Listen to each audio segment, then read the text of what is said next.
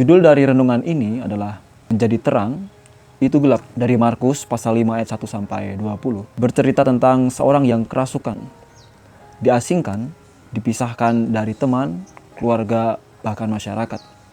Tidak ada nama, tidak ada pekerjaan, tidak juga keluarga, atau bahkan asal-usulnya. Sebagaimana narator memperkenalkannya, orang itu tinggal di pemakaman, di mana orang mati dikuburkan. Memberikan kesan bahwa ia terpisah dari antara yang hidup dan terhitung sebagai bagian dari kematian. Legion, itu bukanlah namanya. Menyiratkan kesan bahwa orang tersebut tidak mampu bahkan untuk memperkenalkan dirinya. Atau bisa saja lebih buruk dari itu, orang itu tidak mampu mengenali dirinya. Betapa gelapnya. Tidak ada lagi ruang untuk mengenali diri. Barangkali inilah bentuk keterasingan yang paling sunyi. Ketika seseorang tidak lagi kehilangan orang lain terlebih dahulu, melainkan kehilangan dirinya sendiri. Lalu apa yang dilakukan masyarakat terhadap orang itu? Mereka mengikatnya. Ketika gagal, mereka mencari cara lain untuk mengendalikannya. Mereka tidak bertanya mengapa ia menderita.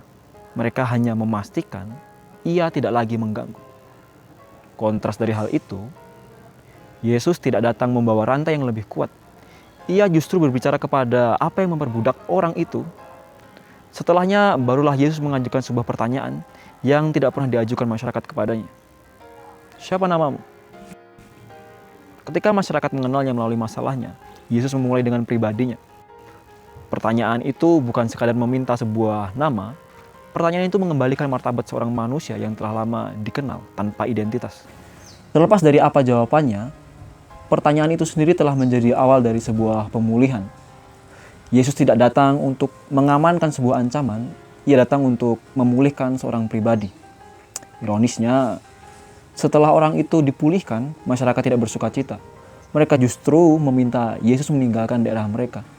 Manusia di dalam segala kenaifannya sering mengira bahwa ketika terang datang, semua orang akan menyambutnya. Namun narasi Gerasa menunjukkan sesuatu yang berbeda. Terang tidak selalu diterima, terang tidak selalu menghadirkan tepuk tangan, bahkan ketika seorang manusia dipulihkan. Terang itu justru diminta pergi.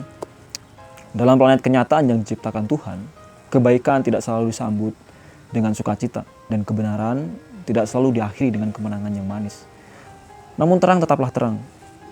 Terang tidak menjadi gelap hanya karena dunia menolak menerimanya. Jika menjadi terang berarti tetap memilih memulihkan sekalipun berakhir dengan penolakan, masihkah orang bersedia menjadi terang? Atau bagaimana dengan orang Gerasa dewasa ini? Apakah mereka masih lebih cepat memberi label daripada memahami luka seseorang? Atau apakah orang Gerasa memang cenderung memilih mengendalikan daripada memulihkan? Entahlah. Tapi ini bukan soal orang Gerasa. Oke, cukup.